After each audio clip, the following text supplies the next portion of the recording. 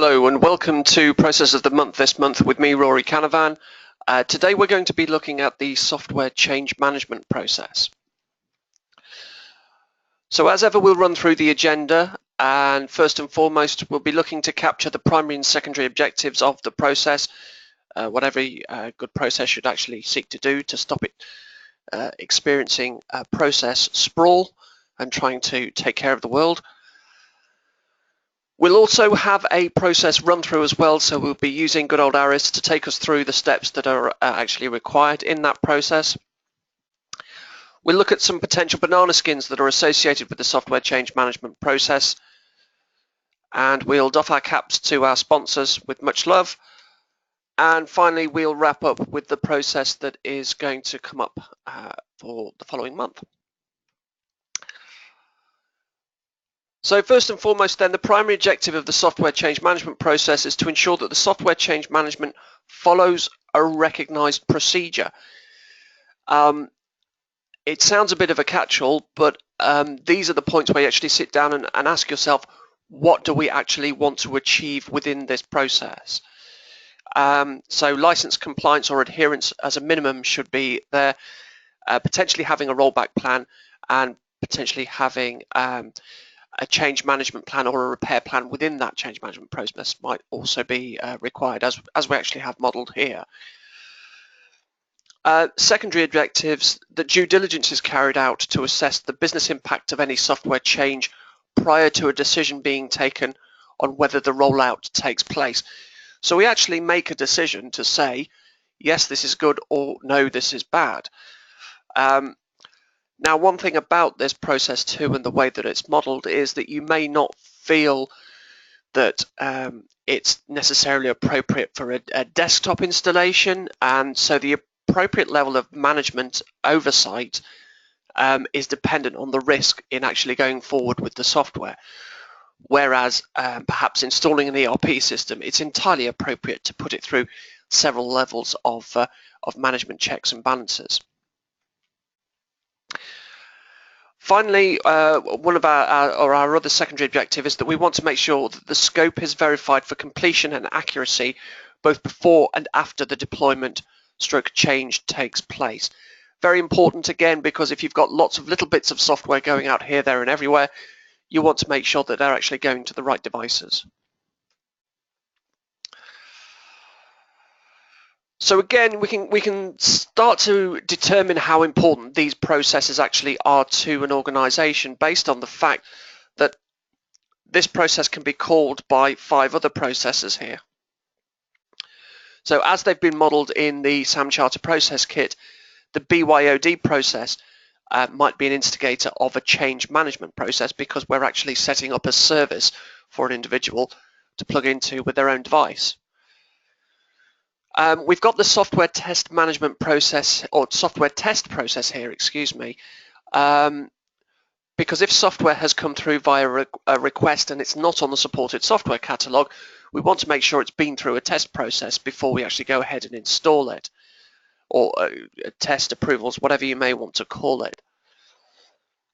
There could be a scope verification exercise or process that's actually been run here.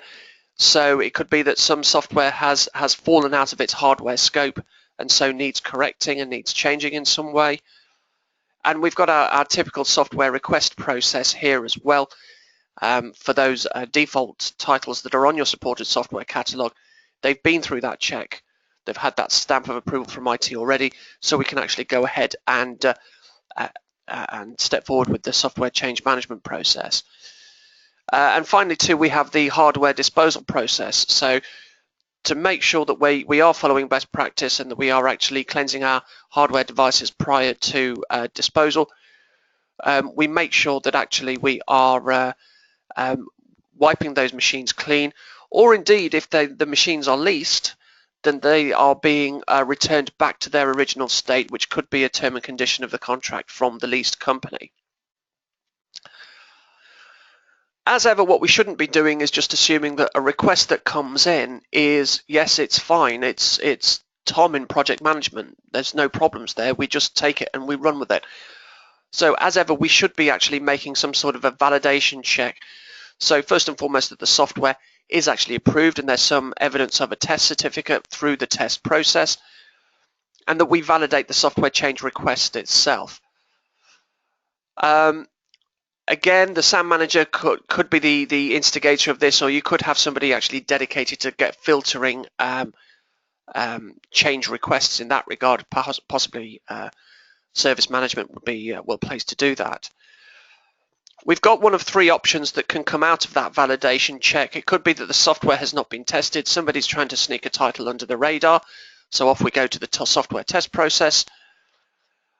If there's no license or contract to justify the change, then we pass back to the software request process, actually rejecting it in the first place. If you haven't bought it, we're not installing it.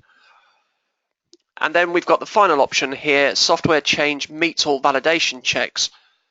And so we can proceed with the next step of the change management process. Now, as you can see, it gets quite busy quite quickly here, because after the initial assessment of the change request, we take the time to then make the technical and business assessment of the software change as well.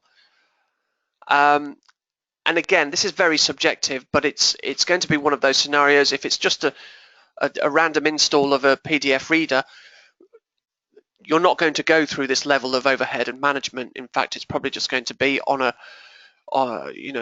network share there, where you just click on it and let the user install it, or it's part of their possibly even some sort of software portal that you let users actually have access to. But if it is that e-business suite or that enterprise wide installation or change, you are absolutely going to go through this level of due diligence. So off the back of that technical business assessment of software change, we're going to have several outputs resulting from that. A stakeholder list, so who's the software actually influencing, some sort of a change schedule, i.e. how are we sort of phasing this in through the company, a rollback plan. So if things do go badly, what can we actually do to repair the situation? A validation of the device scope as well. And finally, a software change verdict as well. So are we actually saying that this is good for the company? Now, if for any reason after that hurdle, the software change is to be rejected, then we've got a step here to inform the requestee of why the software change is being rejected, and we pass that back through the software request process then at that point. And again, it's handy to have reasons for rejection there. A flat-out refusal will just get people's backs up, so do be keen to let people know why.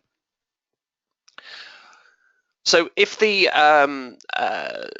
technical and business assessment has succeeded for the software change, then we're going to go through a communications exercise. Now, I've starred here the help desk as a possible means of communication. It could be too that you have a communications department, or you work through HR.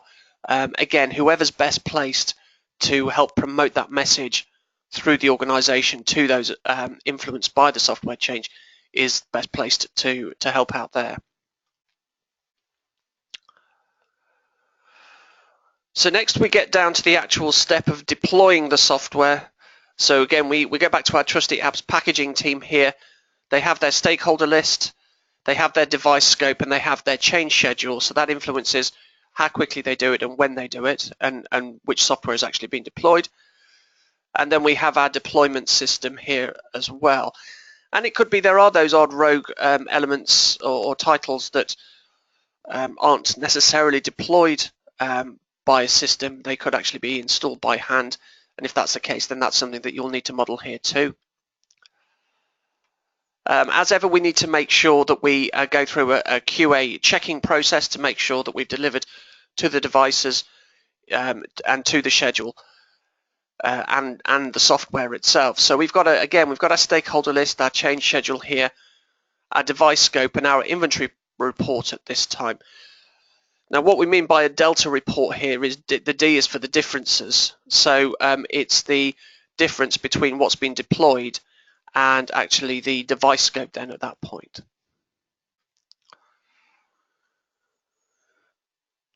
So Let's take the bottom row here first because we can. It'll be easiest on the page. We can communicate software change success if the device scope is met. If we do have an option to return leased equipment, then we can feed back into the hardware disposal process, and that activity can take place. And it might be too that you need to go through some degree of end user acceptance trials as well. And if that's the case, then you can hand out to that process to make sure that everybody's happy with the change that's been made. If, however, the device scope has not been met, then we've got to do some research and analysis to find out why. And depending on the severity of the failure, we've got one of two options that we've got modeled here. It could be that we decide to roll back, or it could be that we decide to actually change or repair whatever it is that has broken in the first place. Now, all the processes to date have been modeled on a linear fashion, so you look at them as if you're going left to right and the pages run sequentially. I want you to imagine now that actually from page D, it's like the letter Y on its side. So page E is going to be the upper prong of that, and F is going to be the lower prong. So what we have here is page E. Now, we've decided that we're actually going to instigate a rollback plan. Things have just been a complete disaster, so we're not going to make any attempt at repairing. Because we've already had our rollback plan, which was something that we went through with the technical and business assessment earlier on, we know what it is we're actually going to do and how we're going to do that. We want to make sure that the rollback was successful. Now, if it was successful, we can communicate the BAU state to stakeholders what our next steps are going to be. Will there be a further rollout of software in the future? Are we just going to, have we reached a decision that we're just going to stay where we are for the time being?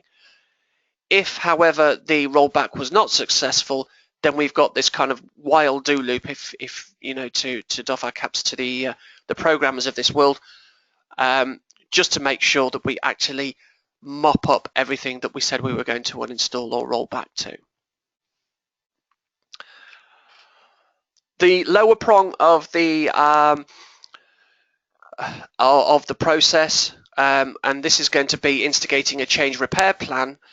You might get a sense of deja vu because essentially the steps are very similar in that respect, but rather than rolling back, we are actually going through a repair. We have our Delta report here, we have our inventory report, so we know that some of the installations didn't go properly, or some of the changes, I should say, didn't go according to plan. That's fine. And we go through the same step again, but rather than a rollback review, we're looking to have a change repair plan review here.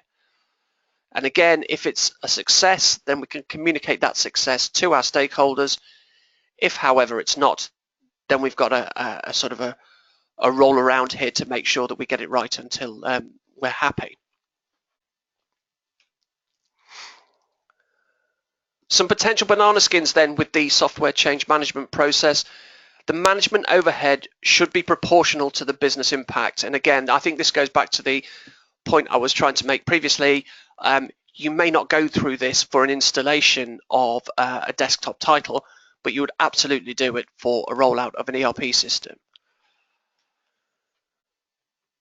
Try and make sure that you don't get stuck in an endless while do loop when either repairing or rolling back software as well. There has to be a point at which you cut your losses and perhaps take a break from the norm of thinking, right, well, we're using our deployment system to crawl back these changes. Maybe you get to the point where you actually have to send somebody out with a DVD or the rights and privileges to make the change locally. As ever, much love to our sponsors. I'd like to thank Aspera, Flexera and Snow for their time in taking an ad in the process kit. Thank you very much, chaps. And the same goes to softwaremanagement.org, to ITAM Intelligence and Medora Consulting also.